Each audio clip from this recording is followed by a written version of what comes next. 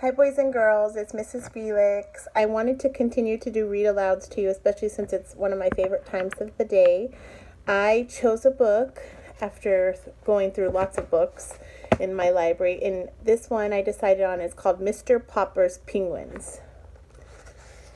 And I chose this book because I think it's going to be funny and silly, and a lot of people maybe haven't read this book. It's not as common. It's an older book, so I thought this might be good. Also, it's a Newbery Honor book, okay?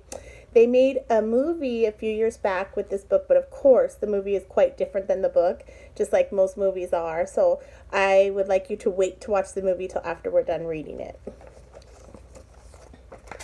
So it's also AR level 5.6. So when we're all done, you can take a test on it.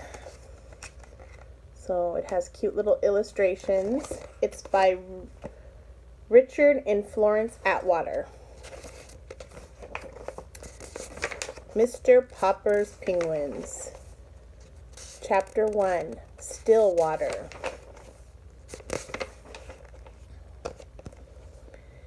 It was an afternoon in late September in the pleasant little city of Stillwater. Mr. Popper, the house painter, was going home from work. He was carrying his buckets, his ladders, and his boards so that he had a rather hard time moving along. He was spattered here and there with paint and calcimine, and there were bits of wallpaper clinging to his hair and whiskers, for he was a rather untidy man. The children looked up from their play to smile at him as he passed, and the housewife, seeing him, said, "Oh dear, there goes Mr. Popper. I must remember to ask John to have the house painted over in the spring." There he is. The author gives us lots of character traits about him already. No one knew what went on inside Mr. Popper's head, and no one guessed that he would one day be the most famous person in Stillwater. He was a dreamer. Even when he was busiest smoothing down the paste on the wallpaper or painting the outside of other people's houses, he would forget what he was doing. Once he had painted 3 sides of a kitchen green and the other side yellow. The housewife, instead of being angry and making him do it over, had liked it so well that she had made him leave it that way. And all the other housewives, when they saw it, admired it too. So that pretty soon everybody in Stillwater had 2-colored kitchens. The reason Mr. Popper was so absent-minded was that he was always dreaming about faraway countries. He had never been out of Stillwater. Not that he was unhappy. He had a nice little house of his own, a wife whom he loved dearly, and 2 children named Janie and Bill. Still, it would have been nice, he often thought, if he could have seen something of the world before he met Mrs. Popper and settled down. He had never hunted tigers in India, or climbed the peaks of the Himalayas, or dived for pearls in the South Seas. Above all, he had never seen the poles.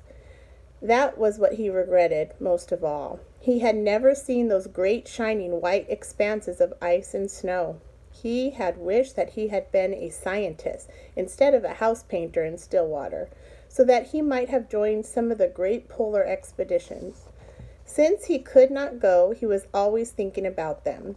Whenever he heard that a polar movie was in town, he was the first person at the ticket window, and often he sat through 3 shows. Whenever the town library had a new book about the Arctic or Antarctic, the North Pole or the South Pole, Mr. Popper was the first to borrow it. Indeed, he had read so much about polar explorers that he could name all of them and tell you what each had done. He was quite an authority on the subject. His evenings were the best time of all. Then he could sit down in his little house and read about those cold regions at the top of the mountain of earth.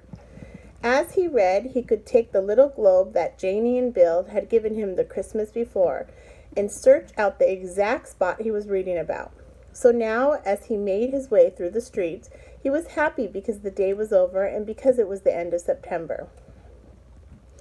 When he came to the gate of the neat little bungalow at 432 Poundfoot Avenue, he turned in.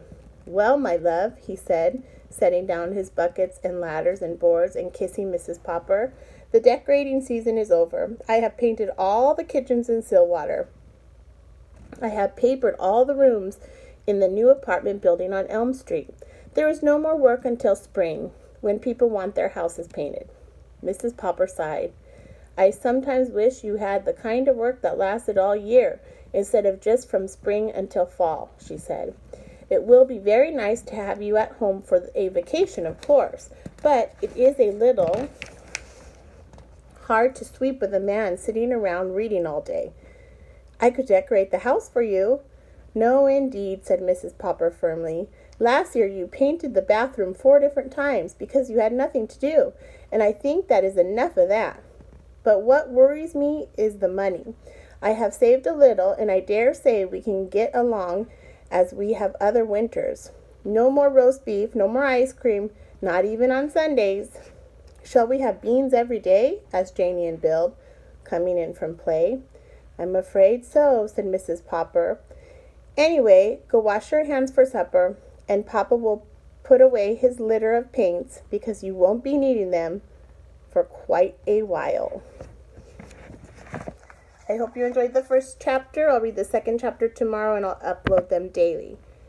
See you soon, boys and girls. Bye.